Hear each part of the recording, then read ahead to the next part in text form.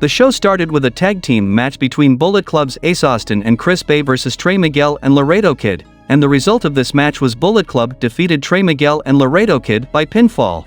Then we saw a match between Brian Myers versus Crazy Steve for the Digital Media Championship, and the result of this match was Brian Myers defeated Crazy Steve by pinfall and retained the Digital Media Championship. Then we saw that Johnny Swinger's former swinger Alla, who he was engaged to, shows up, but he can't remember their wedding. Johnny Bravo returns for the first time in forever. After some hijinks with Taya Valkyrie and Jessica, and making light of Wrestle House 2, they tease a return of Swinger's Palace. The next match happened between Black Taurus versus Delirious, and the result of this match was Black Taurus defeated Delirious by pinfall. Then we saw a backstage interview of Bobby Fish, and he only wants to face legitimate competition, and there's nobody more legit than Josh Alexander. He also has a lot of history with Eddie Edwards, and he would like to challenge Alexander or Edwards after Bound for Glory.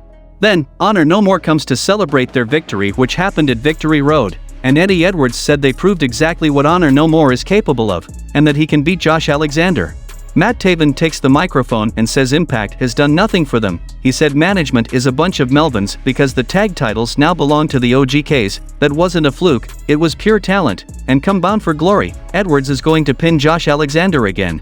Then Maria said that it was even bigger than that because when Moose pinned Josh, he'd already had a match, so he was taking advantage of that. At Bound for Glory, he will win again, because what they fight for is truly righteous. Josh Alexander comes and said Edwards sees the title as job security, while he sees it as whoever holds it as the best wrestler on earth. This isn't an imaginary war, it's about finding out the best really is. Edwards says if that's true he would fight all of Honor No More right now. He has no problem with that. Josh walks right into the group and is swarmed, and then Rich Swann arrives to back up the champ. Heath isn't far behind, and Motor City Machine Guns too, and the fighting has to stop because they have a match scheduled. Then we saw a match between Heath and Rich Swann versus Vincent and PCO, and the result of this match was Heath and Rich Swann defeated Vincent and PCO by pinfall.